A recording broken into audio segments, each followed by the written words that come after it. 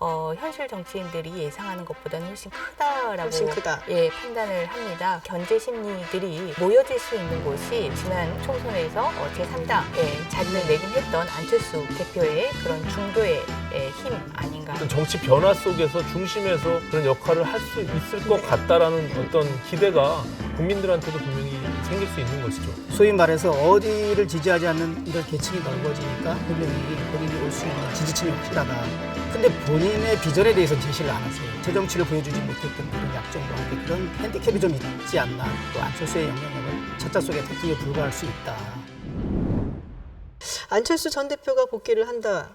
어느 정도 영향력을 가질 것인가도 사실은 귀추가 주목되고 있습니다. 2016년도에 있었던 그 당시 총선에서 있었던 돌풍을 일으킬 수 있을 것인가.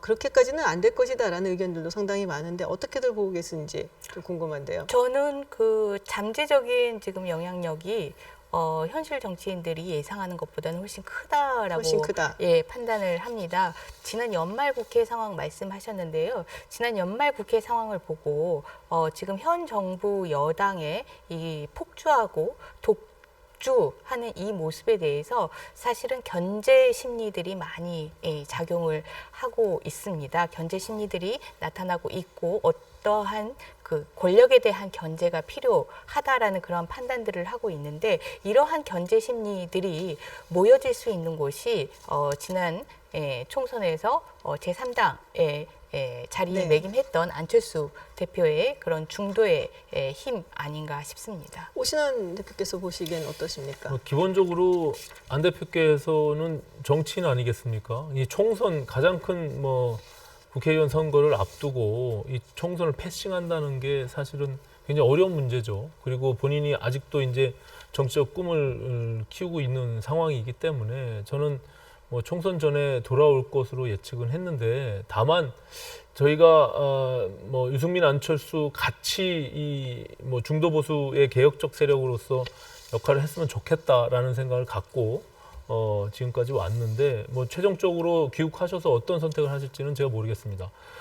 다만 지금 권 의원님 말씀하신 대로 과거에 합리적인 보수라고 생각하는 사람들 탄핵 이후에 소위 문재인 정권을 지지했지만 이 정권이 지금 행태하고 있는 모습들을 봤을 때 이것도 결국엔 똑같은 권력의 무능과 부패가 동시에 도사리고 있구나라는 것에 대해서 반감을 갖는 사람들이 갈 데가 없는 거예요. 그렇다고 해서 지금 과거의 바른미래당이나 지금 새로운 보수당이 국민들의 어떤 신뢰를 회복해서 거기에 지지가 갈 수 있는 상황도 아니기 때문에 네. 현재로서는 그렇다고 해서 그럼 한국당으로 바로 갈 수 있느냐? 못 간단 말이죠. 그냥 중간의 영역들이 지금 어떻게든 열려가는 있는 상황에서 기본적으로 중도의 상징이라고 할까요? 그런 측면에서 안철수 대표가 복귀해서 어쨌든 그것이 새로운 정계 개편이든 어쨌든 정치 변화 속에서 중심에서 그런 역할을 할 수 있을 것 같다라는 어떤 기대가 국민들한테도 분명히 생길 수 있는 것이죠. 네, 유승민 의원 같은 경우 또 새로운 보수당에서는 안철수 전 대표한테 러브콜이라면 러브콜을 보낸 적이 여러 번 있습니다. 네. 답변이 없었잖아요. 그리고 유승민 의원이 이런 얘기를 했었단 말이에요. 2년 전에 결혼을 잘못해서 고생했다. 네. 이번에 재결합이 쉬울까요? 어떻게 보십니까? 재결합을 할 의사는 또 있으신지 궁금한데요. 이제 그것이 기본적으로요. 저희가 당시에 통합할 때의 통합 가치, 비전, 어떤 방향으로 우리가 정치를 할 것이냐라는 것이 있었습니다. 기본적으로 개혁적 보수와 합리적 중도 세력이 같이 만나서 그 역할을 하자고 했는데 그것이 안 대표께서 통합과 동시에 뒤로 물러났잖아요. 그래서 우리가 한 번도 그런 어떤 우리가 하고자 하는 정치들을 국민들께 제대로 보이지 못했던 아쉬움이 있거든요.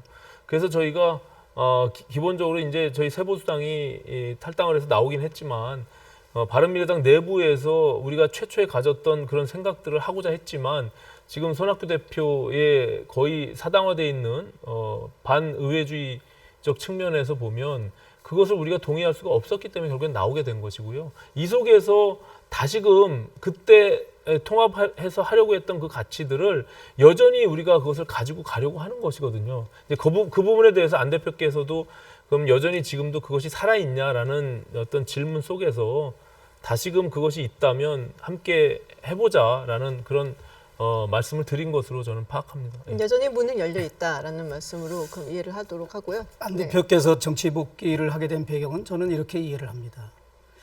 일단 본인이 정치적인 꿈을 가지고 있고 그래서 어쨌든 시기를 보고 있는데 문재인 정부의 국정 운영 그리고 민주당의 청와대의 일방적 지시에 따른 국회의 일방 독주를 봤기 때문에 많은 국민들이 이제 문재인 정부에 실망한 국민들이 많습니다. 그런데 그분들이 그렇다 그래서 한국당을 비롯한 보수당으로 지지를 하지도 않아요. 소위 말해서 어디를 지지하지 않는 이런 계층이 넓어지니까 이런 계층에 대해서는 분명히 본인이 올 수 있는 지지층이 확실하다.